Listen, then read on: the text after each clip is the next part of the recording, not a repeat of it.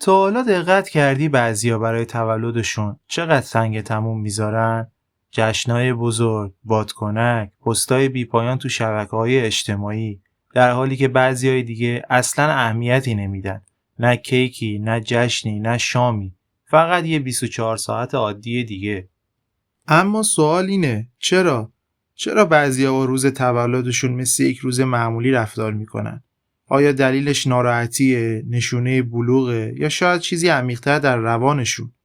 تا آخر این ویدیو با من همراه باشید. شاید چیزایی که میفهمید حتی دلیل رفتار خودتون با تولدتون هم توضیح بده.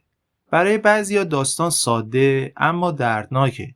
اونا جشن نمیگیرن چون احساس نمیکنن کسی براشون جشن میگیره. فکرشو بکنید. بچه بودید و هیچ کس تولدتون رو به یادش نمیومد. دوستاتون فراموش میکردن، خانواده‌تون سرشون شلوغ بود و شاید حتی یه بار برنامه‌ای گذاشتین اما تقریبا هیچ کس نیومد. با گذشت زمان مغز خودشو وفق میده. روانشناسا به این میگن درماندگی آموخته شده. یعنی وقتی پشت سر هم ناامید میشی دیگه یاد میگیری که کلاً انتظار چیز خوبی نداشته باشی. در نتیجه تولد براشون تبدیل میشه به یک روز معمولی. نه چون براشون مهم نیستا، چون اهمیت دادن زیاد بهشون آسیب زده. خب حالا بریم سراغ یه گروه دیگه. کسانی که فقط تو سرعت بالای زندگی گرفتار شدن.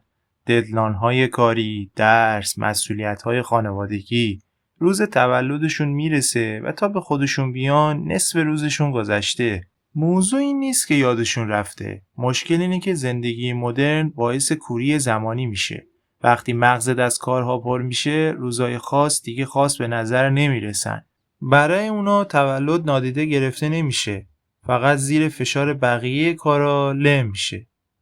و اما گروه سوم میدونن تولدشونه، فقط احساس نمیکنن لازم جشن بگیرن. این نه تنهاییه نه گرفتاری، در واقع نوعی استقلال عاطفیه.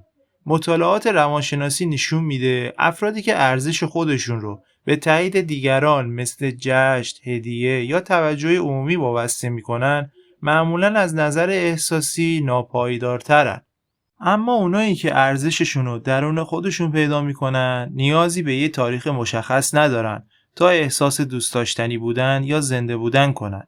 این طرز فکر مرتبط با چیزی که روانشناسا بهش میگن نظریه خودتعیینی. نظریه‌ای که میگه حال خوب واقعی از استقلال، توانمندی و رضایت درونی به وجود میاد. برای اونا بلوغ یعنی این که بفهمی برای اثبات ارزش خودت به کیک و شم یا دیگران نیاز نداری و ارزش خودتو از قبل میدونی. و جالب ترین بخش چیه؟ این که این طرز فکر فقط به تولد محدود نمیشه. کسایی که با تولد مثل یک روز معمولی رفتار میکنن همین ذهنیت رو تو بقیه زندگی هم دارن. اونا دنبال مرکز توجه بودن نیستن، نیاز به تایید هیچکی ندارن و در سکوت خودشون راضی هستن. البته به این معنی نیست که هیچ وقت احساس تنهایی نمی‌کنن. نه، بالاخره اونها هم آدمن، ولی خودشونو طوری عادت دادن که هر روز رو خاص ببینن. نه اینکه منتظر یک روز در سال باشن تا احساس زنده بودن کنن.